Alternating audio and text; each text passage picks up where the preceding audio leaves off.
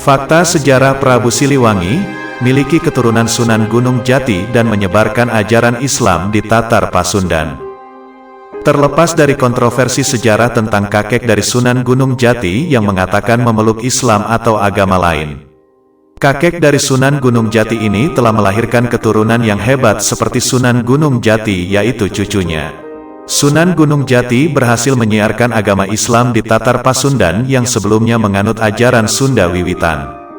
Diambil dari sumber sejarah lokal seperti Babat Tanah Cirebon, beberapa tokoh yang berjasa dalam penyebaran agama Islam adalah keturunan dari Prabu Siliwangi.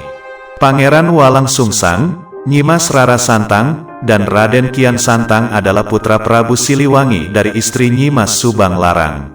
Adapun Sunan Gunung Jati merupakan cucu dari Prabu Siliwangi, putra dari Nyimas Rara Santang, putri dari Nyimas Subang Larang. Prabu Siliwangi sendiri memiliki nama asli Prabu Jayadewata atau Sri Baduga Maharaja, yang merupakan Raja Pakuan Pajajaran.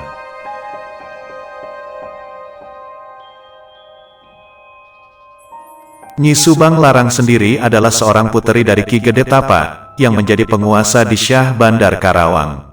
Peristiwa pernikahannya terjadi ketika Prabu Siliwangi belum menjadi Raja Pajajaran. Ia masih bergelar Prabu Jayadewata atau Prabu Pamanah Rasa. Prabu Jayadewata saat itu hanya menjadi raja bawahan di wilayah Sindangkasih atau Majalengka. Kerajaan Sindangkasih adalah salah satu wilayah kekuasaan Kerajaan Galuh, yang diperintah oleh ayahnya Prabu Dewa Niskala. Sedangkan Kerajaan Sunda Surawisesa atau Pakuan Bogor, masih dipegang oleh kakak ayahnya Prabu Susuk Tunggal. Nyimas Subang Larang sebelum menjadi permaisuri dari Prabu Siliwangi telah memeluk Islam dan menjadi santri dari Syekh Hasanuddin atau Syekh Kuro. Syekh Hasanuddin datang ke Pulau Jawa, tepatnya di Karawang, bersama armada ekspedisi Muhammad Cheng Ho dari dinasti Ming pada tahun 1405 Masehi.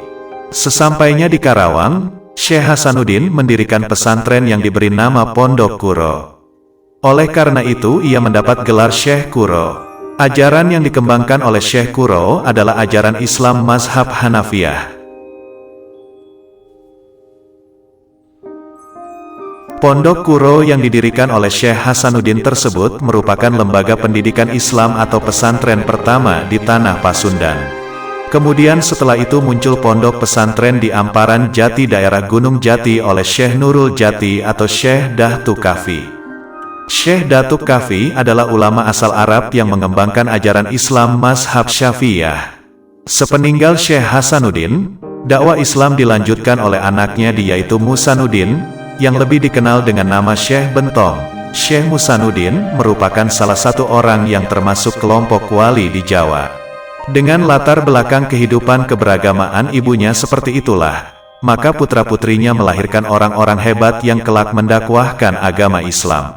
Nyimas Rara Santang memiliki putra Sunan Gunung Jati, yang kelak menjadi Sultan Cirebon dan masuk dalam jajaran Wali Songo yang ada di Tanah Jawa.